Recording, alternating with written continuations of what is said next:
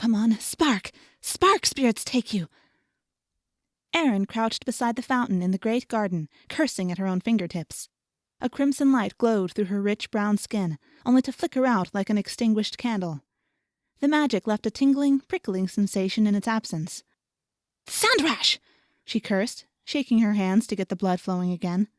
The heat of the ever-present Solean sun, red and raw as a wound in the fierce blue sky, beat down upon her with little regard for the layers of blue silk she draped over her back and shoulders as protection from its rays. However, even as sweat beaded on her neck, a thought formed in Arynne's mind. What had the scroll she'd stolen from the priestess's library said? Fire magic could ignite from one's inner heat, or the heat from other sources. Untrained, Arynne's inner spark was weak, but the sun? There was nothing stronger in the kingdom of Solea than the sun. Sitting cross-legged for better balance, she closed her eyes and focused on the warmth of the sun that radiated through her skin. She imagined it flowing from her back into her shoulders and down her arms to her fingertips. Her blood warmed in response. Magic gathered in her hands until she gasped in pain. Her eyes shot open, and she stared at her own hands, orange and luminous. She laughed.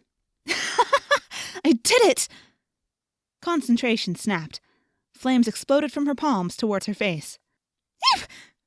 Arynne fell backwards over the edge of the fountain.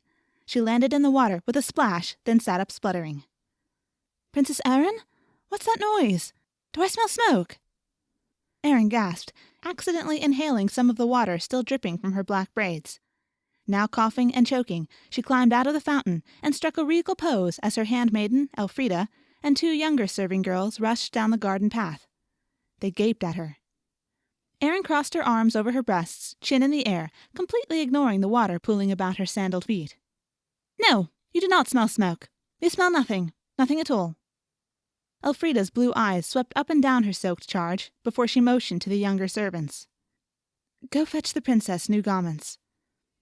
As the other 2 scurried off, Elfrida slipped her arm around Arynne and led her down the tiled pathway towards a shady alcove where the older woman assisted her in removing her outer garments.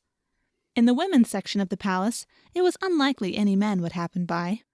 Even close relatives were only allowed into those areas with permission and an escort, so while Arynne felt mildly humiliated standing in her thin undergarments, waiting for new clothes, she didn't fear for her modesty.